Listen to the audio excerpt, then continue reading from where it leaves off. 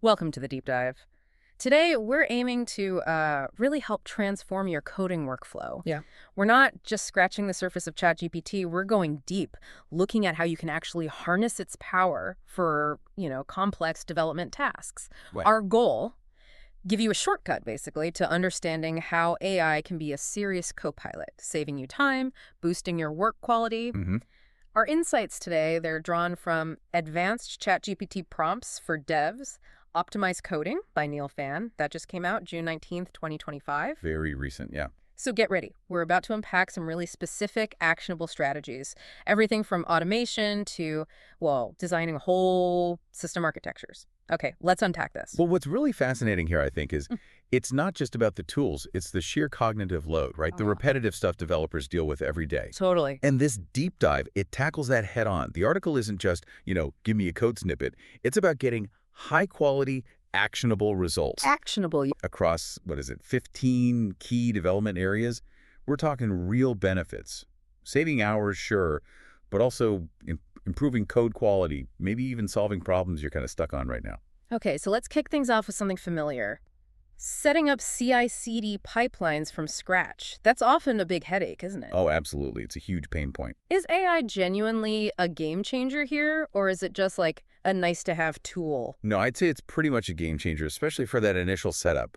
We've all spent, hours wrangling with Circle CI or Render or whatever platform, trying to get that config just right. The source shows how these advanced prompts can build a complete pipeline, not just the config file, but setup guides too. Okay. The whole point is automating the build, test, deploy cycle. You just tell it about your project tech stack, repo, where it's deployed, security needs. Right. And then what you want the pipeline to actually do. Build, test, security check, deploy, maybe documentation. And the example they use is super practical.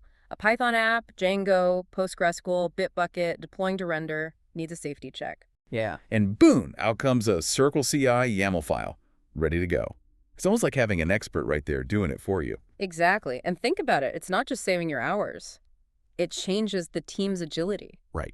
What if you free up a whole day every month for every developer? What could your team build with that extra time? That's the real shift. Faster cycles, better testing, clear docs. Okay, so sticking with workflow, once CI/CD is smooth, the next tangle is often Git, right? Messy histories, branch conflicts, nightmare fuel sometimes.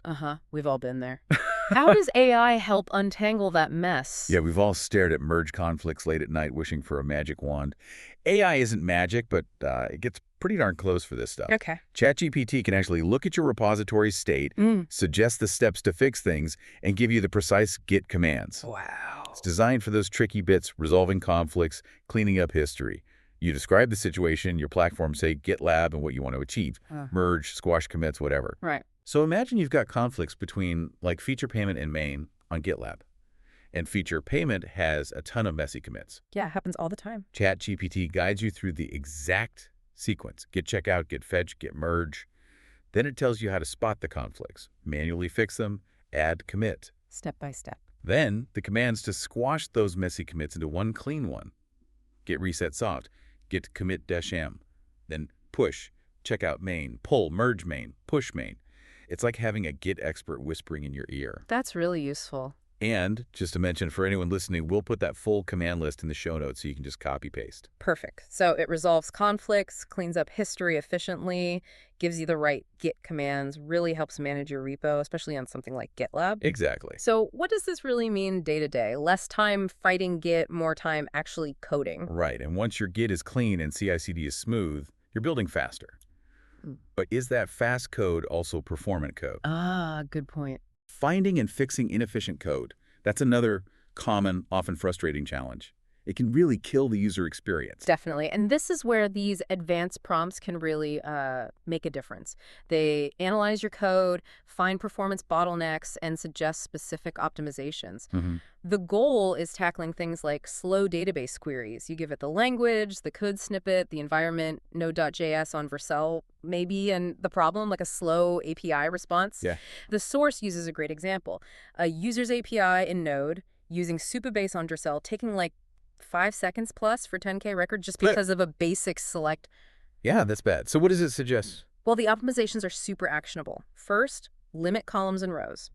Use specific Supabase methods like select id name email.range. That cuts down data transfer big time. Okay, makes sense. Second, add an index to the users table. Like create index user's name on user's name, speeds up searches, filters, basic stuff, but easy to forget. And third, caching. Use Redis, maybe. Yeah. Cache those query results for an hour. That drastically cuts down hits to Supabase, gets response time under, say, 100 meters. Wow. From over 5 seconds to under 100 meters. That's huge. It really is. You get accurate, ready-to-use optimization code, perfect for bigger apps, especially on Vercel with Supabase. It makes you think, right, what part of your app could use a performance check like this? Exactly. Food for thought. Okay, moving on. Unit tests. We know they're vital. Catch bugs early, ensure code works. But writing them, especially covering all the edge cases, that takes time. A lot of time. Oh yeah, it can feel like a drag sometimes, even though it's important. So how detailed can AI get here?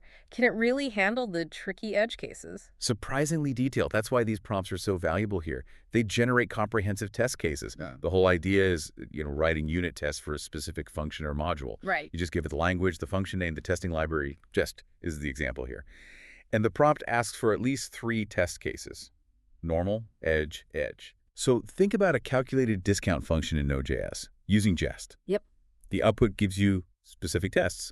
Normal case, calculate discount 120, returns 80. Makes sense. Mm-hmm. Edge case, 0% discount. Calculate discount 50, returns 50. Still simple. But then the important one, invalid inputs.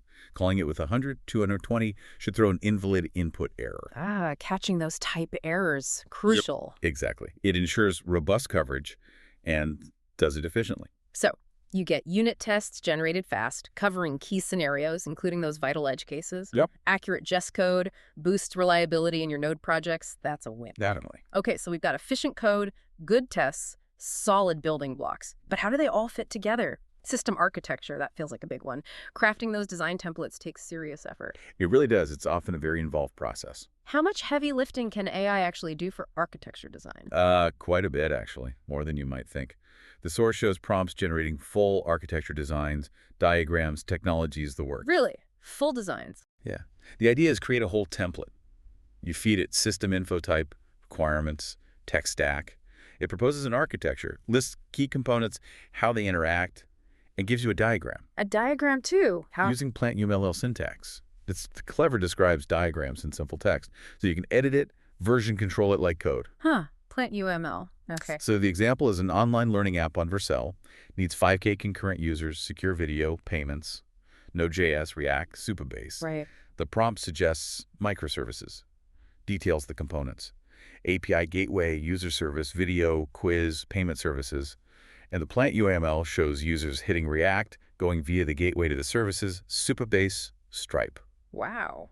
That generates clear designs, fast, and editable diagrams you can stick right in your docs. It seems perfect for that kind of app on Vercel Supabase. It's a fantastic starting point. I have to ask, are there pitfalls? Can you just trust an AI-generated architecture, or does it sometimes miss things? That's a really important question. It's brilliant for getting that initial blueprint, that structure. Yeah. But no, I wouldn't just blindly deploy it.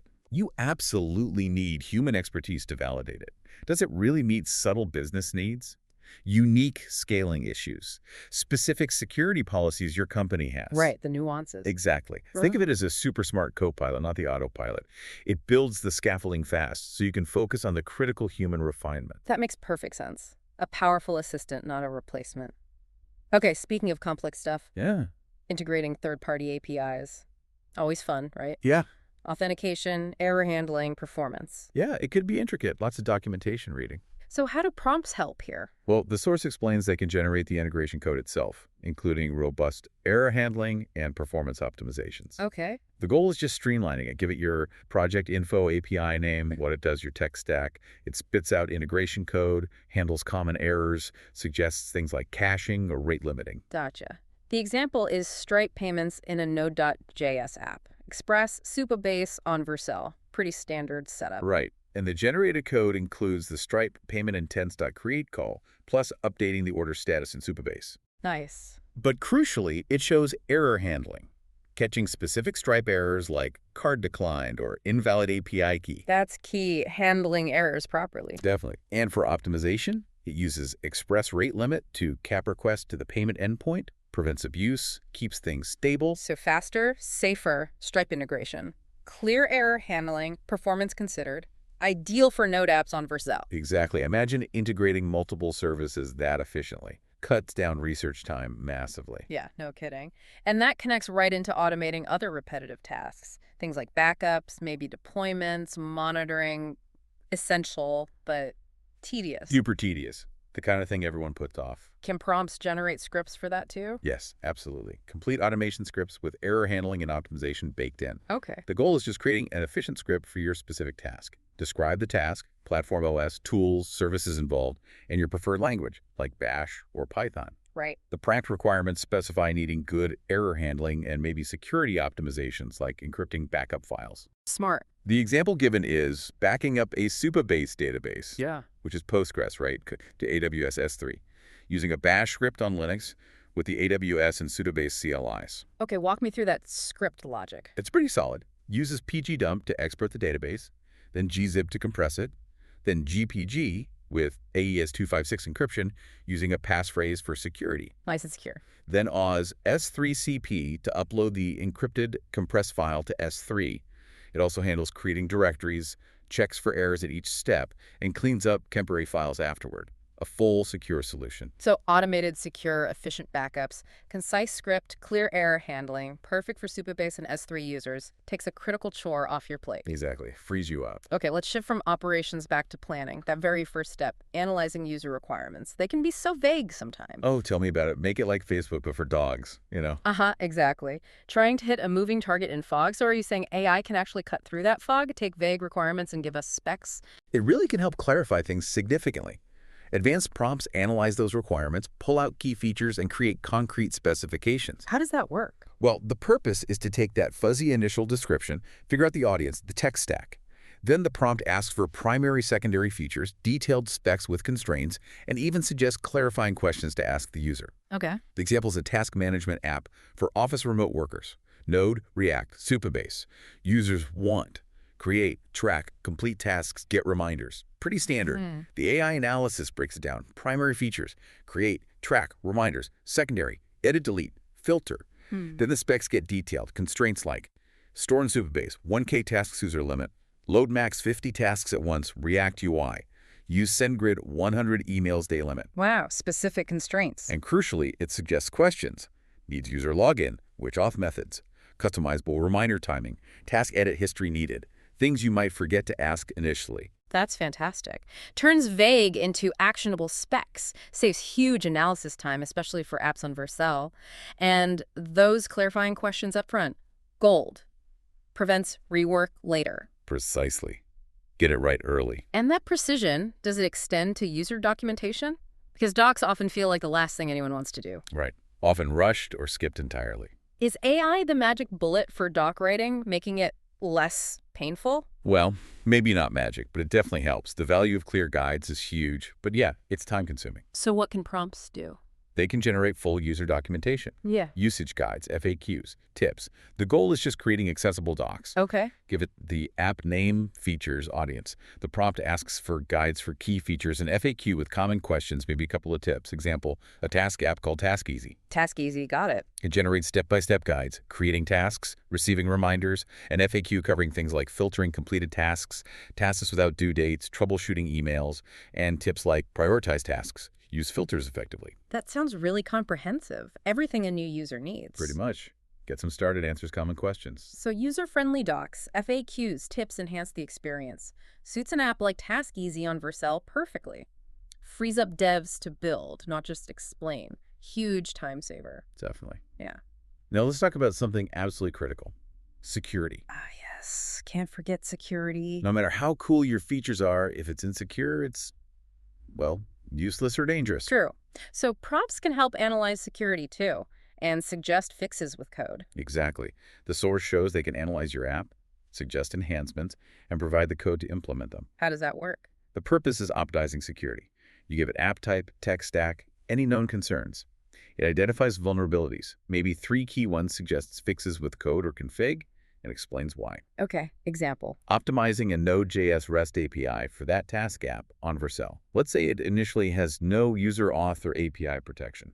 Big problem. Yeah, wide open. The analysis pinpoints lack of user auth, SQL injection risk, missing HTTP security headers, pretty standard vulnerabilities. And the fixes? Concrete code. For auth.Node.js middleware using JSON Web Token JWT to protect routes. For SQL injection. Explain Supabase's automatic parameterization, protect you there.